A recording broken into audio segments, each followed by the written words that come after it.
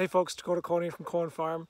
In this video I just wanted to show you guys how we're doing our layout for our forest garden that we're going to be planting this weekend. But before that, I just wanted to give you guys a little update on some of the nest boxes, birdhouses that we put up just like 3 weeks ago. So we put over 100 of these guys up on top of the 100 that we already have.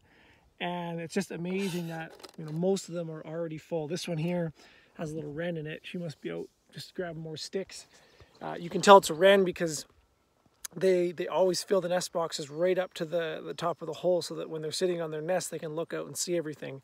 If it was a tree swallow, the nest would be more grasses and stuff, and it would be towards the bottom. So you can see basically every fifth fence post is a birdhouse, and the reason that we're doing that is we're trying to create kind of a grid of you can hear that wren there now. She's probably telling me to get the heck away from her house.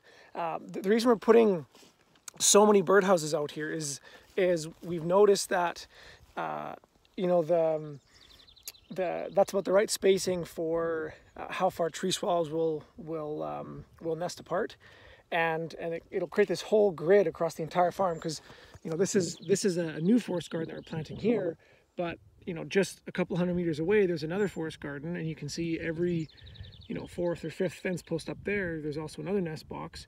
And so that's going to be our integrated pest management system for livestock parasites, but also parasites and pests that might want to take some of our fruit and nut crops.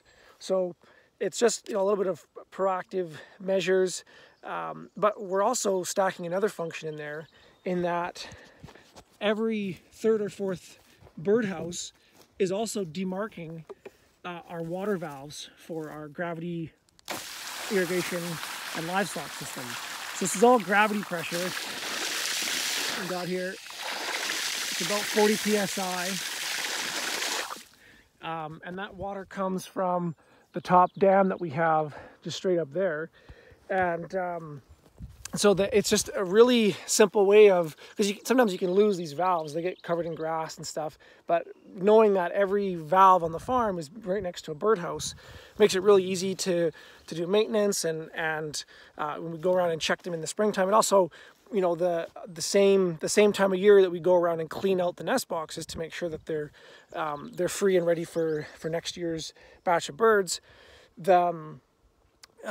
It's right beside a valve, and that's the same time we check the birdhouses as we're getting the gravity water system ready to go for that growing season, because we have to decommission it every winter because we get really cold here in Canada. So it's just a really simple pairing of elements that we found works really well, and helps keep us organized. And the other kind of added benefit is that because there's a water tap there, that's where the livestock water tanks are going to be, and cattle always hang one of the single biggest factors you can influence to manipulate where cattle will impact the most is water. And so on hot sunny days the cows all hang around those spots there. And so what hangs around the cows? Well, the pests. And so there's a birdhouse right there to go out, and some of these tree swallows can capture thousands of insects in a day, and it really helps to make a dent in the mosquito populations, blowflies, warbles, things like that other people would have to use insecticides and anti-parasiticals for. But back to the layout for how we're doing this forest garden here. So as I said in earlier videos, what we did is we built this swale 4 years ago, and one of the biggest learning curves that we had when we established that our first forest garden along a 1.5 kilometer long swale is that we planted the trees and built the swale in the same year, and we also planted our climax species in the first year. So things like apples, pears, plums, those are very delicate known as climax species, meaning that like in an ecosystem, they wouldn't appear in an ecosystem until the ecosystem was very mature. And a lot of other organisms had showed up to build the soil and nutrients and kind of create the conditions for those more tender but more productive climax species to thrive in. And so one of the things that we found is that because of the wind pressure and some of the soil wasn't as good as we'd like, and there wasn't a lot of water. Again, those are the three things that you have to think about when you're planting trees: is weeds, water, and wind. Some of the climax species didn't do very well, and so when we started to do our second system, we decided that we're just going to build the swale and not do anything, and just see what happens. So like I said, we built this 4 years ago in 2015. It's filled 4 years in a row now, and when it fills, it's 3-4 feet deep with water. It's 200,000 gallons of water the whole way along this swale, and once it gets full, it actually spills out. There's a spillway down by that last birdhouse there, and then it goes into our dugout. And then once the dugout's full, the dugout spills out into another riparian area where there's a series of dams. And once those are full, they flow and eventually leave our property. But apart from last year, we actually haven't lost any water from spring runoff. We've captured all the snow melt that comes off our entire landscape via this swale, the middle swale, and the top swale, and all the different dams and dugouts along the whole path. So when we dug this swale was we went right down past black soil to subsoil here, and this was pure clay, and it's starting to actually turn into a little bit better soil. It's still not great. It's quite angular and there's not a lot of biology there, but because of the cover crops and the ground cover species, we've got like these sweet clovers, the red clovers, the alfalfas, this is some chicory here, and a lot of the other opportunistic species like dandelions. They're helping to build up the soil organic matter in this swale bottom here. But now that we've got this nice lens of water, because there's literally 200,000 gallons a year, that's when it's full. But all of the the gopher holes and the badger holes and the mole holes, they all suck in water into the ground, and it really makes for a great way to infiltrate a ton of water and store it below the soil surface so that it's safe from evaporation. And what we've noticed is, in one of the last videos I did, I showed how we were coming along and deep ripping a trench here, and you can just see how much moisture is in the soil here. It's just absolutely just gorgeous soil. And to give you an idea of how much water is infiltrating into the ground here, I've got another video that's called Swales versus Frost, where I show it's this swale here, and I show with a penetrometer starting 10-15 feet downslope where there's solid frost, and then working my way towards the swale, and there's less and less frost, and then I actually get into the swale and there's no frost, and then I go up slope, and basically this distance that the trees are going to be planted is completely frost free. And as soon as I go another 10 feet this way, it's back into solid frost again. So the way that's doing that is the water is seeping into the ground, and it's pulling the frost out of the ground. And so that there's water that's infiltrated this whole way underneath the swale, and you can see it now in this right below the soil surface. There's just a lot of moisture there. So going this approach, we feel is going to make a big difference on the survival of these trees, because we're dealing with the first one, which is water, the first constraint. And otherwise we would have to put in a drip irrigation system, which I did get a quote for drip irrigation for the system, and they figured it'd be about $2,000. And so that's what that swale basically cost me. A $600 or 600 meter swale. Built it with a 20-ton excavator. It took about 12 hours. About $2,000. So the same money that I would have spent on drip irrigation, I just spent on a swale, but I did it 4 years earlier, and it's percolated water into the ground. And now that the ground's all charged up, we're ready to come in and plant trees, and hopefully we won't have to water. If we do need to water, again, you know, having some level of redundancy is really important. So that's why we've got this water line here, this 1.5-inch water line.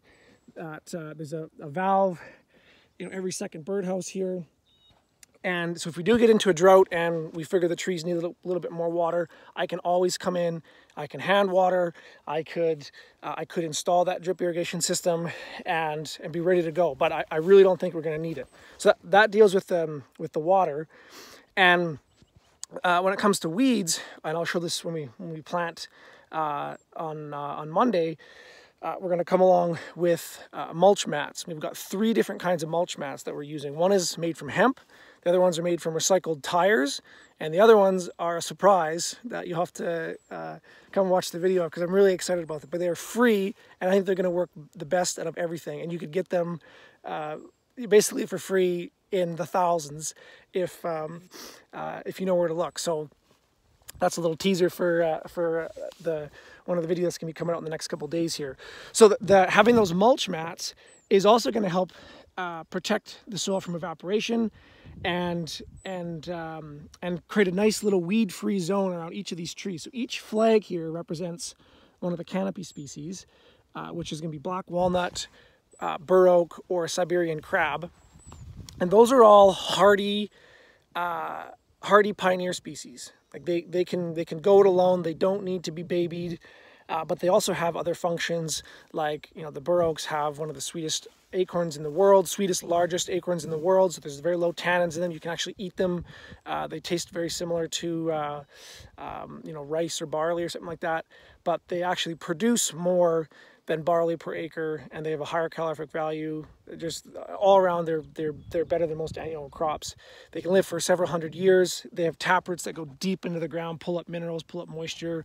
And a single oak tree has found to evapotranspirate like hundreds of gallons of water a day, 250 gallons or plus of water a day.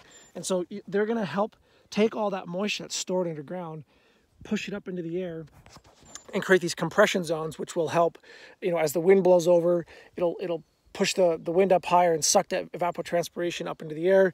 There's also bacteria that live on the leaves of trees that are the perfect nuclei for seeding rain. So we're actually, you know, part of this whole tree planting system is we're literally planting the rain with this, and that's why we're having all these different rows of shelter belts across the farm, slowing the wind down and hoping to you know, create some better conditions for rain here, because we're in a pretty dry place in the world. So every single tree here is going to have a mulch mat, and then in between these canopy species is going to be 3 to 4 shrub species. So we're going to be either 3 Saskatoons or 4 sea buckthorn and 4 buffaloberry. And the reason that we're planting them closer, I'll talk more about that in later videos, is that the sea buckthorn and buffaloberry, part of the harvesting process for them is we prune them. And so the trees are going to be shrubs are going to be a little bit smaller, so we don't need to have as much space. Whereas as the Saskatoons, they're a non-destructive harvesting method. So we want more space for those Saskatoons to really grow out and express their full potential and not be, you know, stressed for competing for nutrients. So basically, you know, every 3 feet there's going to be something planted, and with these 2 rows spaced about 15 feet apart, you know, there'll be a nice alleyway here for access with, you know, a tractor or a quad or something to, you know, help with the berry harvest, carrying some of those products away. And so that's going to deal with the weeds. We get a really good ground cover, but the other way that we're dealing with weeds is that, you know, after we rototilled this twice, this is just, it looked like this.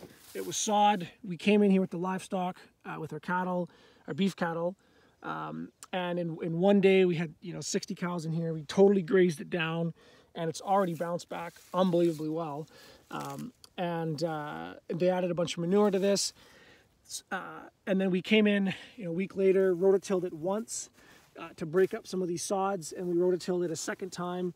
We probably actually didn't even need to do that, but I wanted to, it's the first time we've been using this rototiller in this kind of a system, so I wanted to make sure that we had a really good seed bed and easy planting conditions for our tree planters that are coming in.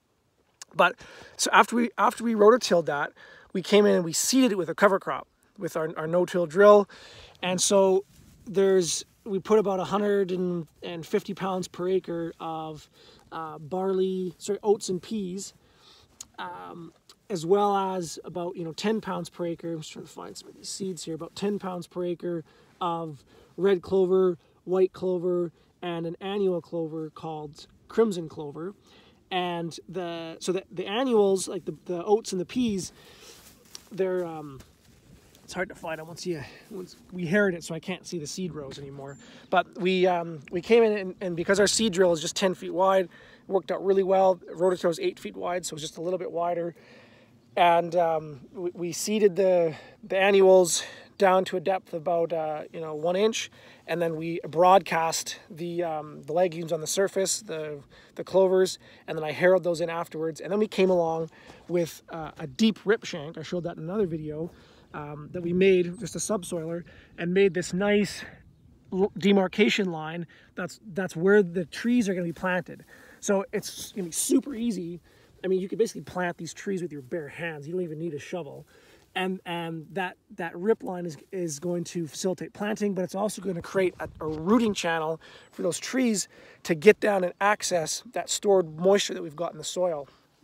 And so now when it comes to marking out, what we've done is I just come along, and every 12 to 13 feet, I've put a flag that's demarking where our canopy species are going to go, because that's the spacer that we want to keep consistent. So the orange flags are my bur oak, the yellow flags are my Siberian crab, and the pink flags are my black walnut. And just a little trick that I use to keep those spaces consistent is for me it's about 5 paces, and I measured all that out, and that worked really well. But to check myself, I just used just a little piece of chain here, and I just hooked it on my belt behind me, and so that when I walked along, it just drug behind me, and when I got to the right spot, the chain, it's a little bit over to the side there, but the chain is right where my foot should be, and then I just put a flag by my foot. There, you can see some of these. This is some of the. Oh, there's some barley in there too. That must be just from the scraps in the bin. So yeah, we it's mostly oats and peas that we put in, and so that's that annual crop is going to come up, colonize this space, and outcompete any of the kind of opportunistic species that we wouldn't really want to grow there. And then the clovers, there's an annual clover that's going to help establish this year. There's a biennial clover, which is the red clover, which is going to help next year. And then there's the white clover, which is our target species for long-term ground cover, because it's nitrogen fixation, really good ground cover. It has tap rooting form, so that it won't create a mat across the soil like grass does, which can outcompete the trees for moisture. And it also is a fantastic pollinator species to help create conditions for our pollinators to live in here, so that when and our long-term crops are in here, there's already bees ready to go to pollinate those crops. And the reason why we're selecting those 3 clover species is they're also all low growing. They have a low growing form, so they don't, because it's like, well, why wouldn't you use sweet clover? Well, sweet clover gets like 6 feet tall, and if you're putting little seedlings in, it can be kind of a little bit rambunctious in here to come in and try to manage these species. So those 3 clovers, they none of them get more than a foot tall, and the white clover especially will be quite low to the ground. And this strip in the middle here, we're actually going to use as a supply system for mulch. So I'll come along and be able to scythe either side to get some mulch. The second, third, the third, fourth, and fifth years after the hemp mats start to break down, just to keep the soil kind of covered, add some nice biomass, and it really helped get these trees established. So that kind of gives you an idea of how we laid out kind of within the row. But we also, the other little trick that we used to lay out, you know, the distance between the row, it was the same system, except my dad and I just tied a rope to each of our belts that was spaced 15 feet apart, and then you know, I just walked along the edge of the swale, and he walked along where the fence line was going to go. Actually, it was more than, I think it was 25 feet. So and he marked out where every fence post was. And we kept parallel to the perpendicular and parallel to the swale, so that all I had to do was when I wanted to lay my trees out is I just need to follow the fence line with the tractor, and that would create a really nice equidistant spacing for the rows, and then in between rows I just used another chain to drag behind and create that even spacing. And the reason why you know, putting these trees in rows is also part of the weed management, in that if we do have to come in and do any hand weeding, it's really easy to find where your trees were. You know, this stuff, well, I'll show in later videos, it takes off, and it looks really simple now, but it can really get away on you. So having everything in nice rows will make it easy for weed management, also for harvesting in the future. And then the third thing about, you know, that we have to deal with is the wind. And this is, again, one of the things we learned up in the forest garden there. It's probably one of the biggest impacts on the tree survivability was actually wind. I didn't realize that it was going to be that much of a limiting factor, but it's plain to see that you just think about yourself out on a windy day, and you know, you're tense, you can't relax because your body's getting hammered by the wind. And so these trees, you imagine the same thing. They're literally trying to hold on to their leaves so they don't get blown off, and they're whipping around, and so they can't, you know, put their energy into productive use. And so really only the climax species do well. Sorry, the pioneer species can handle some of those tough conditions. And so for this next planting, we've planted the pioneer species, the things that can handle the weeds, the lack of water, even though there is water, and the wind, because our prevailing winds come from the northwest here. They're going to create a nice shelter belt microclimate, so that when we plant on the downhill side, which is actually the prime real estate, that's where most of the water is going to be, that's where the best soil is going to be, and so that's where our climax forest garden is going to go. But we realized that, you know, the sooner you plant apple trees isn't the sooner you're going to get apples. It's the sooner you create the conditions for apple trees. That's the sooner you're going to get apples. And so planting the water, planting the wind protection, and creating the soil conditions for so that there aren't weedy species and the trees just take off and thrive is ironically, if you spent the first 5 to 10 years doing that, you're going to get apples sooner than if you were to just put an apple tree in the ground and you know, try to water it and kind of fight these systems. So we're stacking one of the 4 ecosystem processes, which is the successional cycle, or the community dynamic cycle. We're mimicking that ecosystem process in our area, and partnering with the species that are right for the context of the environment that we have right now. And then in 5 to 10 years, we're going to come in and we're going to put in probably 2 to 3 more things like apples, pears, plums, cherries, and maybe even some, you know, we've been researching things like hardy peaches, hardy apricots, stuff like that. But there's no way they would survive out in this this kind of rough landscape without. There you can see that little wren there on the nest box. Just tell me to get the hell out of here. Okay, so I hope you guys liked that video. Kind of give you just a few of the things that we found, you know, work when we're trying to plant trees. We planted literally, I think this year we're going to break 30,000 trees since my parents bought the land. And you know, this entire farm, like, there was no trees on this farm.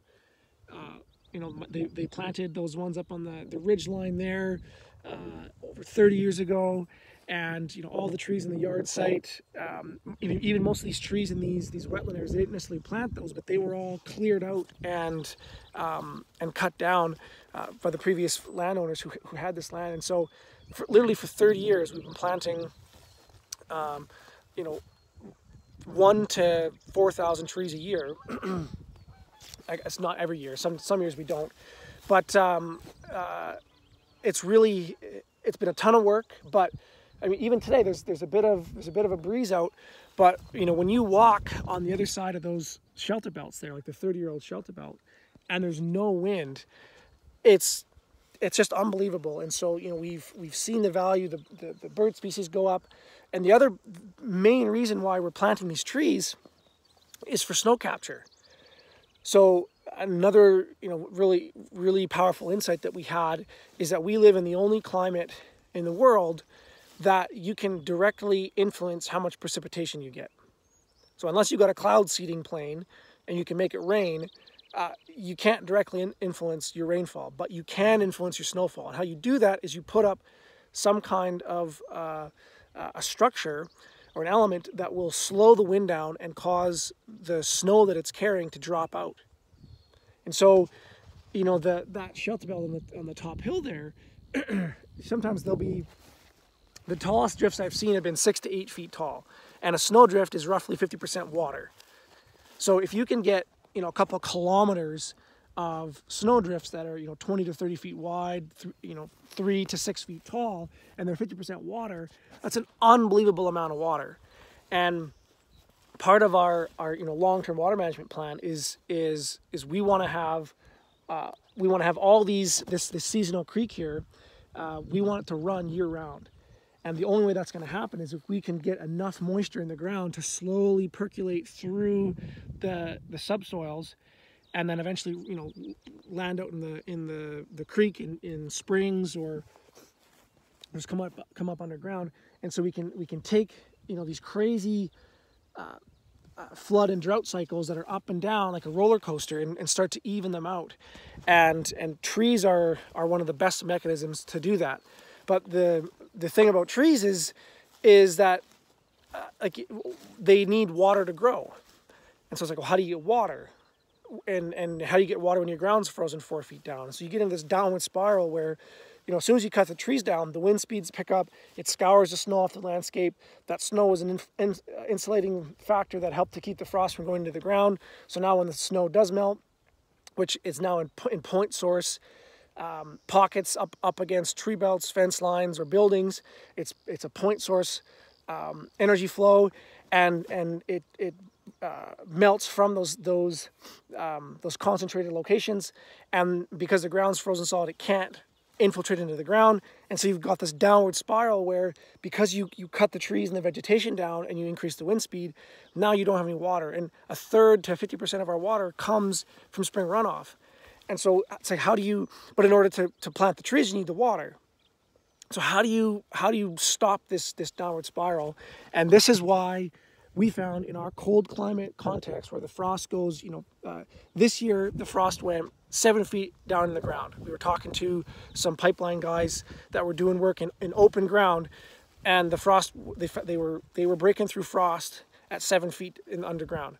It's like, I don't care how powerful of a tractor or how many shanks you got on your yeoman's plow, you're not going to cut through 7 feet of frost to get water to infiltrate in the ground. And if 1/3 of your water, or 50% of your water, comes in the spring runoff, there's nothing else you can do except to build some kind of a large structure that will physically stop water from running off the landscape, hold it. And because we found that having these larger swales help to have the kitchen sink effect when you're trying to thaw out your steaks when you forgot to take them out for your barbecue, what do? You throw them in the sink full of water. It doesn't have to be hot water. It needs to be warmer than the steaks. But the heat potential of water is very, very high, and so it helps to pull the frost out of the steaks in the same way that it helps to pull the frost out of the ground here, which ironically means the more water you capture, the more water you capture. And then now that you've got water here, you can plant trees, and the trees are going to help slow more snow down. And so again, the more water you capture, the more water you can capture. And then you've got yourself into a situation where it's an upward spiral, where every single year you have more and more possibilities, more and more potential for life, as opposed to the downward spiral that, you know, the land, you can't even see. It's so smoky right now because of the fires that are happening up in northern Alberta, again, because it's so dry. But if you could see a little bit further, you could see all of the neighboring lands here have been just completely denuded from vegetation and trees, even on land that they can't even farm. They still go and cut these trees down out of spite. And what they don't realize is that they are contributing to the desertification of our environment. And it's leading to big problems with spring runoff, spring flooding, starting to have all these different kind of consequences. And so we need to turn this downward spiral into an upward spiral. And that's one of our primary drivers in the farm. And this is just one example of how we're doing that. But we're doing it by understanding the patterns of the natural landscape, the successional cycle, the water cycle, the nutrient cycle, and the energy cycle, so that we can make really small changes to have a huge impact. You know, the earlier years we were on the farm, it was, and we were trying some of these permaculture systems, we were putting in a ton of energy and trying to kind of force function some of these systems. And it's way better to just take a step back and play the long game and just, you know, make little diversions here, little changes, little tweaks here and there, and let these natural systems, let these natural ecosystem processes do the work for you. So I hope you guys liked that video. I'm trying to do more of these. If you found value in this video, please like and subscribe. It really helps to build a channel. It also helps me to understand what you guys are finding value in. And if you have any questions about any of the videos that I've done so far, feel free to, you know, leave comments or questions in the comment section below. If you have ideas about videos you'd like me to cover about some of the other systems we have on the farm, feel free to contact me and send me some of those suggestions, or leave in the comments below. And it also really helps to share some of these videos with other people you might think are going to find value in this, because, you know, the planet right now is just in ecological free fall. And, you know, we're just doing our part